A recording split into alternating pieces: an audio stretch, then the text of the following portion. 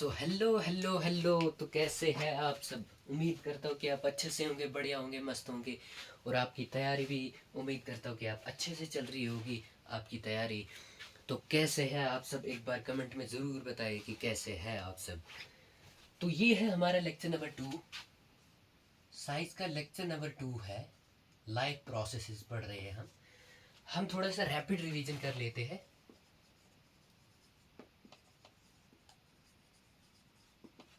Rapid revision ये है कि हमने कल क्या पढ़ा था। कल हमने पढ़ा था कि लाइफ प्रोसेसेस क्या होते हैं। लाइफ प्रोसेसेस ऐसे प्रोसेस होते हैं जो हमें मेंटेन करते हैं, हमारी बॉडी को जब फंक्शंस वो करते हैं ऑल टुगेदर, तो उनको हम लाइफ प्रोसेसेस कहते हैं। तो लाइफ प्रोसेसेस में हमने क्या क्या पढ़ा था? हमने पढ़ा था न्यूट्रिशन है, रेस्पिरेशन है, ट्रांसपोर्टेशन है, एक्सक्रीशन है। ये हमने लाइफ प्रोसेस पढ़े थे। और इसमें से हमने पढ़ा था कि एसेसरी और नेसेसरी प्रोसेसेस। नेसेसरी प्रोसेसेस आ गए वो प्रोसेसेस जो बिल्कुल नेसेसरी होते हैं जीने के लिए, और एसेसरी होते हैं जो नेसेसरी नहीं होते, इंपॉर्टेंट नहीं होते। जैसे कि एसेसरी में आ गया रिप्रोडक्शन, रिप्रोडक्शन एसेसरी में आ गया। तो नेसेसरी में आ गया न्यूट्रिशन, न्यूट्रिशन ट्रांसपोर्टेशन, एक्सक्रीशन, ये चीज़ें आ गई न्यूट्रिशन में। रेस्पिरेशन भी आ गया नेसेसरी में। तो ये आ गई, हमने ये पढ़ा था। और न्यूट्रिशन हमने पढ़ा था, न्यूट्रिशन का 90% हमने कवर कर दिया था। हमने पढ़ा था न्यूट्रिशन के 2 टाइप्स होते हैं। ऑटोट्रोपिक न्यूट्रिशन होता है और हेटेरोट्रोपिक न्यूट्रिशन होता है। ऑटोट्रोपिक में 2 टाइप्स और होते हैं, सब टाइप्स। उनको कहते हैं कि ऑटो फोटो ऑटोट्रोपिक, और दूसरा होता है कीमो ऑटोट्रोपिक। और हेटेरोट्रोपिक में होता है सैप्रोफाइटिक, पैरासाइटिक और होलोजोइक। होलोजोइक में फिर आते हैं 3 किस्म के जानवर जिनको हम कार्निवर्स, ओमनिवर्स और हेर्बिवर्स कहते हैं। ह्यूमंस आ गए, डॉग्स आ गए, कैट्स आ गए, ये सारे जो है वो होलोजोइक में आते हैं। तो हम आज करने वाले हैं सबसे पहले न्यूट्रिशन का थोड़ा सा पार्ट बच गया है जो हमने कल कंप्लीट नहीं किया था क्योंकि क्लास बहुत लंबी हो गई थी। तो इसलिए जो है हम कर रहे हैं, आज कर रहे हैं हम। पहले करेंगे हम होलोजोइक न्यूट्रिशन के कुछ स्टेप्स होते हैं, वो होलोजोइक का कुछ थोड़ा सा पार्ट करेंगे। और उसके बाद हम आगे बढ़ेंगे और आगे करेंगे कि रेस्पिरेशन क्या होता है, रेस्पिरेशन, डाइजेशन वगैरह करेंगे हम आगे। इंजेक्शन वगैरह ये आता है होलोजोइक न्यूट्रिशन में, तो ये करेंगे आज। तो रैपिड रिवीजन ये था कल का कुछ थोड़ा सा।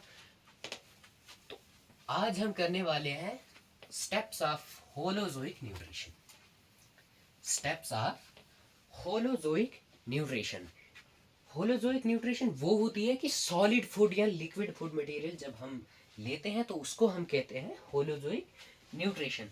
तो कुछ स्टेप्स होते हैं होलोजोइक न्यूट्रिशन में, जिनमें से हम लिखते हैं पहले स्टेप्स ऑफ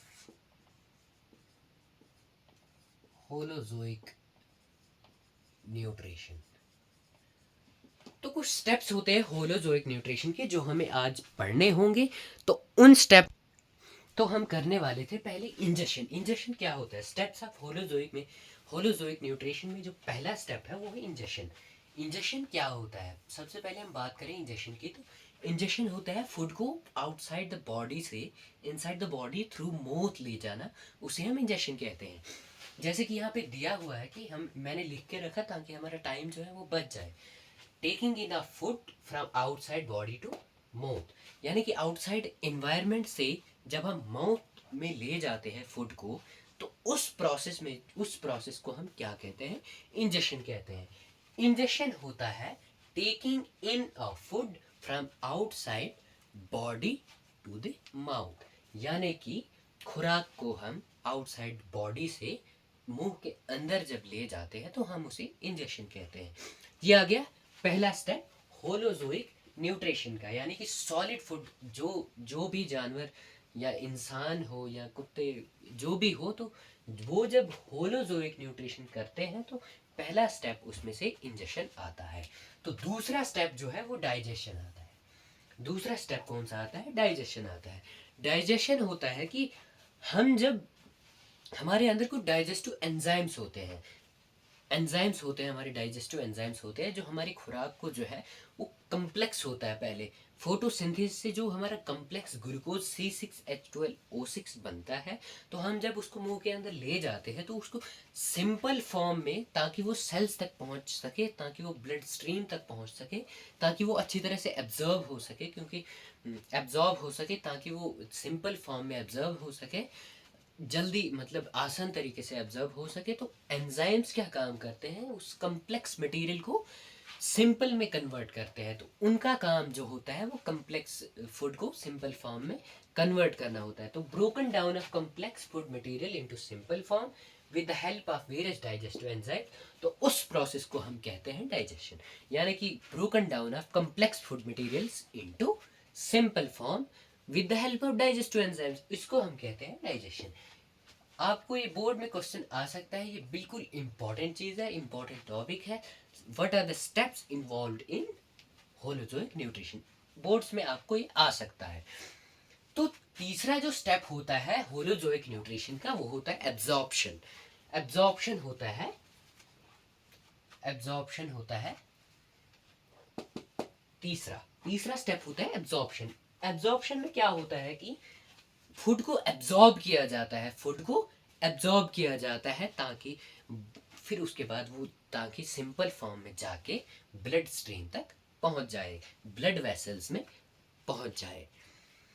तो एब्जॉर्प्शन होता है process of absorbing of soluble nutrients into blood stream, क्योंकि इनसॉल्युबल न्यूट्रिएंट्स अगर होंगे तो ब्लड में जो होता ब्लड स्ट्रीम में वो डिजॉल्व नहीं हो पाएंगे, क्योंकि सॉल्युबल मटेरियल्स ही डिजॉल्व हो पाते हैं।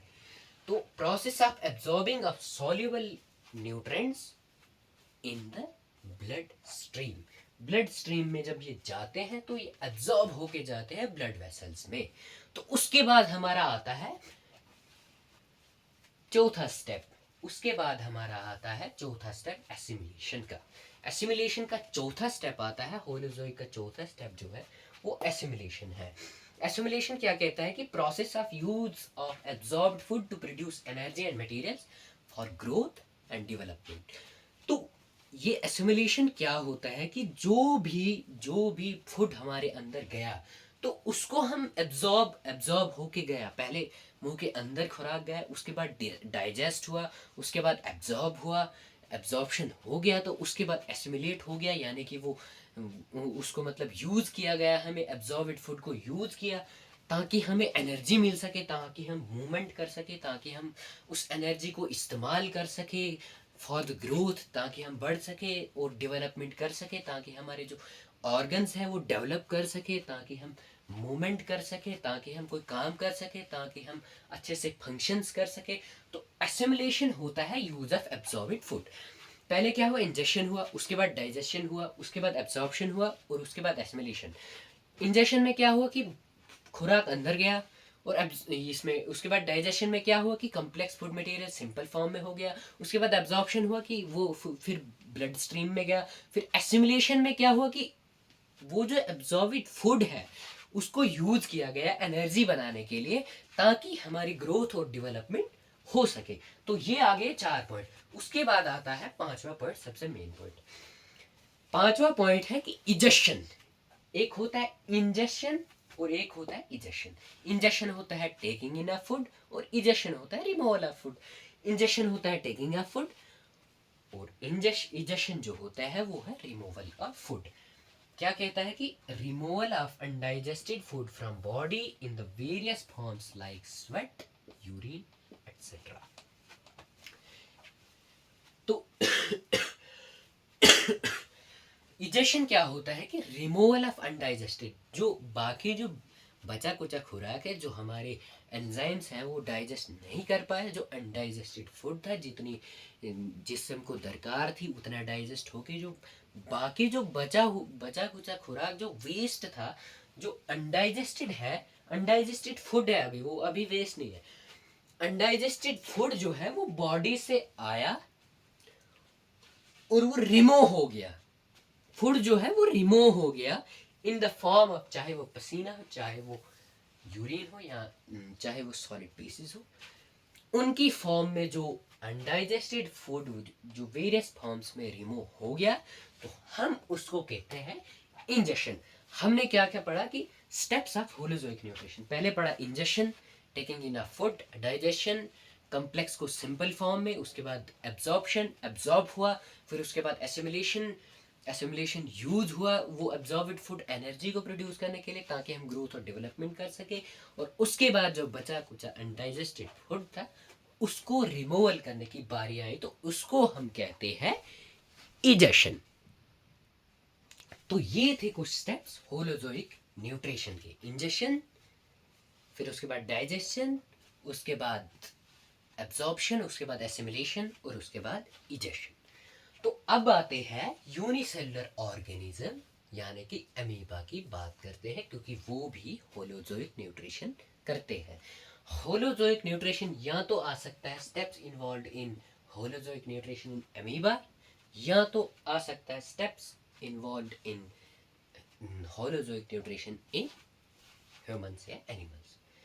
तो अमीबा में जो सिंगल सेल्ड ऑर्गेनिज्म होता है इसमें कोई ऐसे सिस्टम नहीं बना हुआ होता है, जैसे कि डाइजेशन के लिए डाइजेस्टिव सिस्टम, एब्जॉर्प्शन के लिए अलग से सिस्टम, और उसके बाद ट्रांसपोर्ट के लिए ट्रांसपोर्टेशन के लिए अलग सा सिस्टम, और उसके बाद सर्कुलेशन के लिए अलग सा सिस्टम, और इजेशन के लिए अलग से सिस्टम। इसका कोई अलग से सिस्टम नहीं होता है।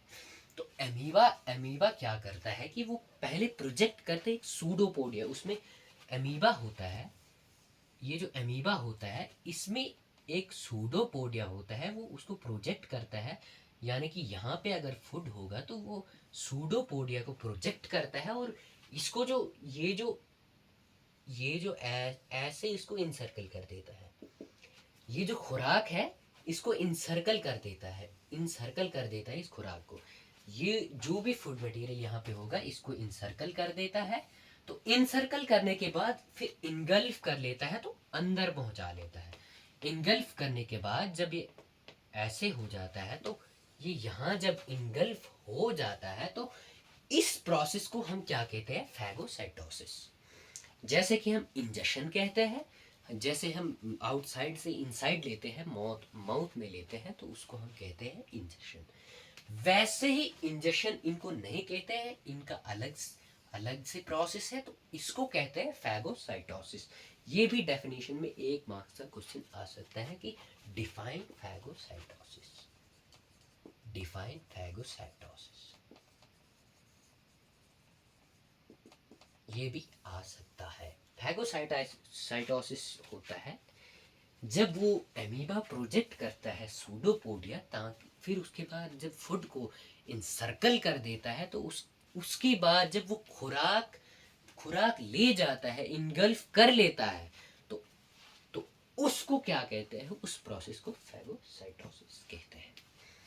ये आ गया फैगोसाइटोसिस, पहला स्टेप अमीबा का। तो दूसरा स्टेप क्या कहता है कि फूड वैक्यूल होता है, इसमें यहाँ पे बड़ा सा वैक्यूल होता है, और ये बाकी जो है साइटोप्लाज्म है, बाकी जो सेल ऑर्गेनेल्स होंगे वो यहाँ पे होंगे, ये बाकी जो है साइटोप्लाज्म है, और इसका जो है सेल मेम्ब्रेन है। तो वैक्यूल बड़ा सा जब होता है, फूड वैक्यूल जो है इस फूड मटेरियल को एब्जॉर्ब कर लेता है। इनगल्फ करने के बाद जो फूड वैक्यूल जो होता है वो एब्जॉर्ब कर लेता है, नहीं एब्जॉर्ब नहीं करता है, ये डाइजेस्टिव एंजाइम्स को सेक्रीट करता है। फूड वैक्यूल जो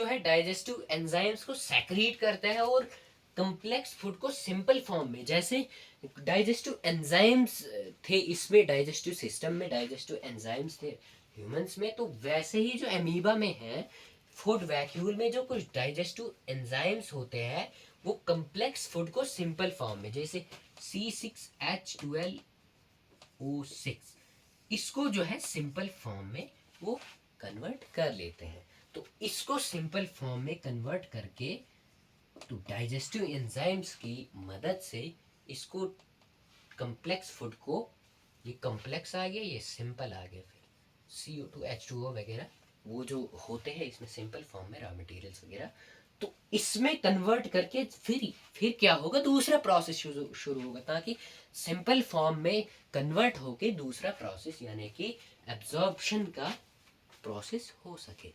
तो जब ये फूड वैक्यूल जो है सेक्रेट करता है डाइजेस्टिव एंजाइम्स, तो कम्प्लेक्स फूड को सिंपल में कन्वर्ट कर देता है। तो ये आ गया दूसरा स्टेप।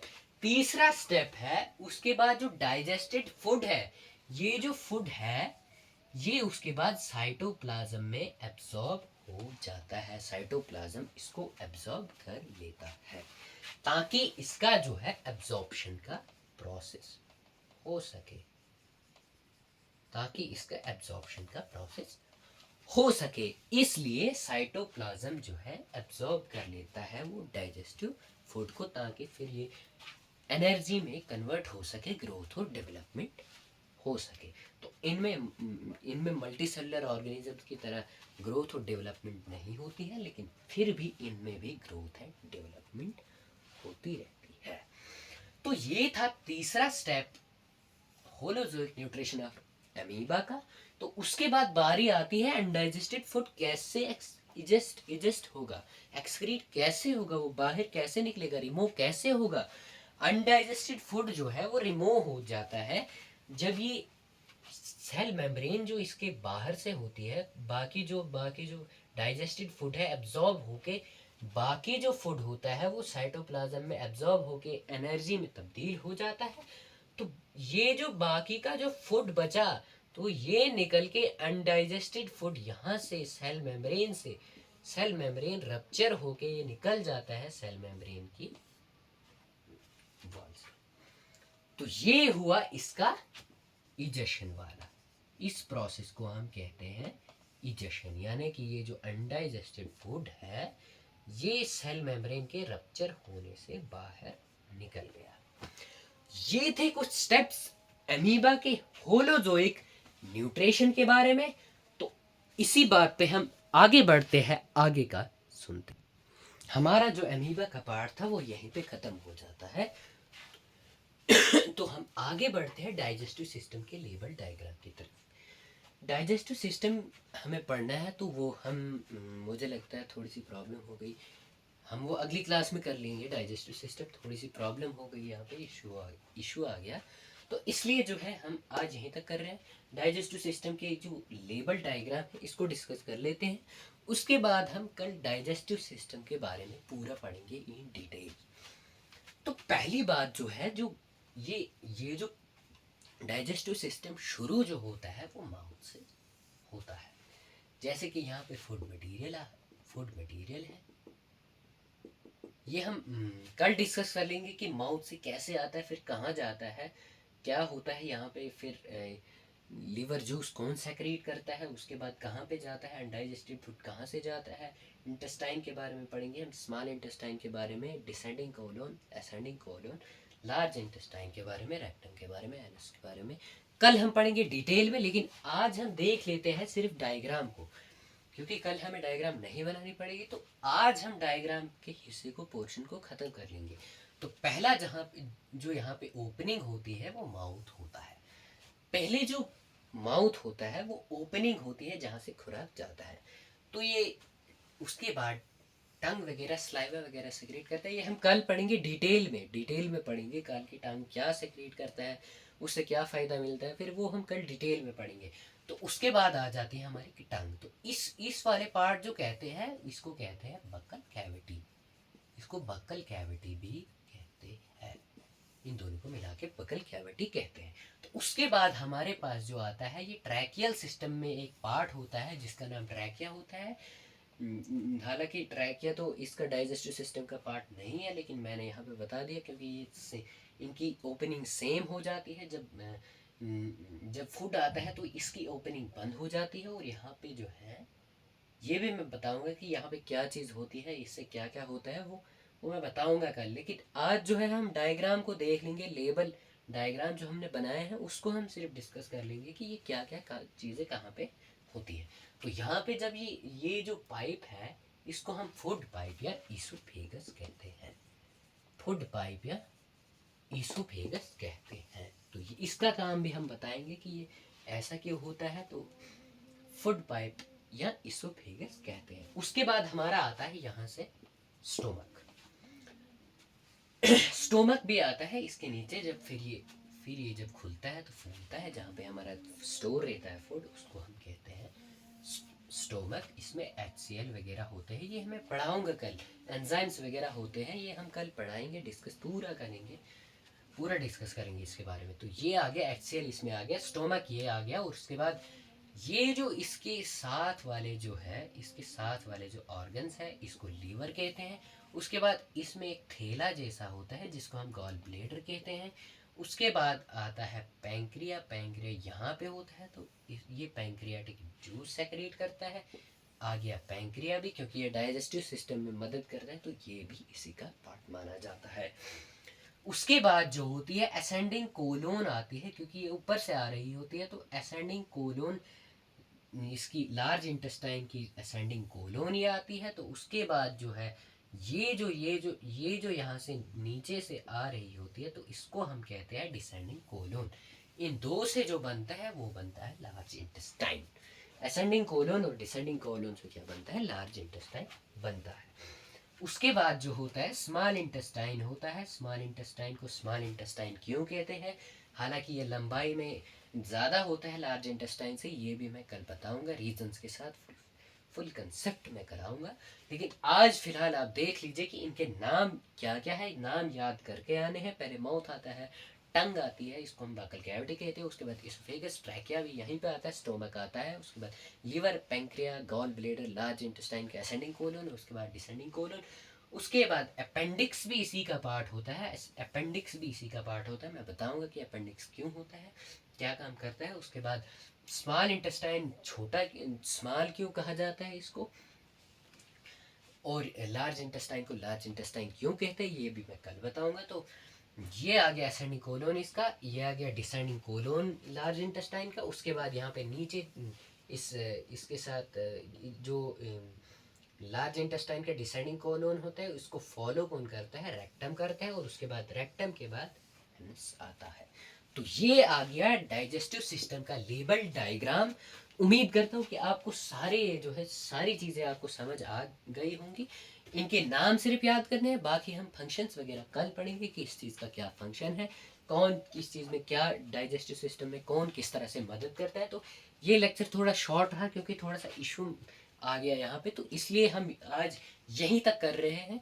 तो इंशाल्लाह हम कल लंबी क्लास लेंगे। हाँ, कल हम रेस्पिरेशन को भी ख़त्म करेंगे और ट्रांसपोर्टेशन को भी ख़त्म करने की कोशिश करेंगे। फिर हमारा बचेगा एक्सक्रीशन। हम 3-4 लेक्चर में लाइफ प्रोसेस पूरा ख़त्म कर लेंगे। पूरे 4 घंटे में तो हमारा लाइफ प्रोसेस ख़त्म हो जाएगा।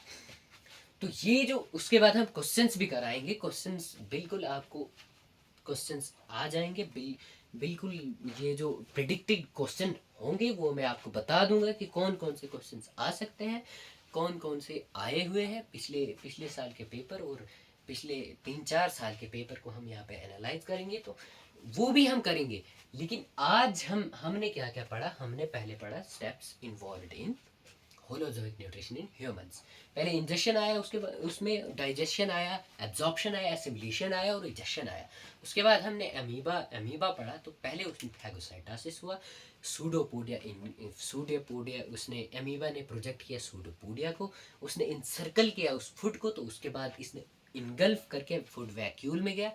फूड वैक्यूल में जब गया वो डाइजेस्टिव एंजाइम से उसने सेक्रेट किया फूड वैक्यूल ने, तो उसको कम्प्लेक्स से सिंपल फॉर्म में कन्वर्ट किया। तो उसके बाद जो है वो फूड जो है वो गया साइटोप्लाज्म में, ताकि वो एब्जॉर्ब अच्छी तरह से हो जाए, तो ताकि वो एनर्जी में यूज़ करने आ जाए। तो उसके बाद जो है इनडाइजेस्टिव फूड जो है वो सेल मेम्ब्रेन से रप्चर होकर बाहर निकल गया। ये था होलोजोइक न्यूट्रिशन अमीबा का। तो लेबल डायग्राम मैंने डायग्राम में भी बताया था कि कैसे आएगा और फिर रप्चर बाहर कैसे निकलेगा, वो भी हमने अमीबा में पढ़ा। और उसके बाद हमने ये देखा कि label diagram of digestive system हमने आज ही ये कंप्लीट कर देना था। हालांकि हमने ट्रांसपोर्टेशन भी आज ही ख़त्म कर देना था, कल हमारा ओनली एक्सक्रीशन बच जाता है, तो वो हम कर लेते हैं बाकी वाला हिस्सा। तो प्लस में क्वेश्चंस भी हो जाते, उसमें क्वेश्चंस भी हो जाते। तो हम कल क्या करेंगे, ट्रांसपोर्टेशन कर लेंगे। एक लेक्चर हमें बढ़ गया, ट्रांसपोर्टेशन करेंगे कल हम। और उसके बाद एक्सक्रीशन का मुझे लगता है थोड़ा सा हिस्सा कल ही हम कर लेंगे। कल हम डाइजेस्टिव सिस्टम का भी करेंगे और ट्रांसपोर्टेशन भी करेंगे, और उसके बाद एक्सक्रीशन का थोड़ा सा हिस्सा हम कल कर लेंगे। तो उसके बाद हमें बचेगा फिर जो बाकी बचा कुचा पार्ट रहेगा एक्सक्रीशन का, वो हम क्वेश्चंस के साथ कर लेंगे।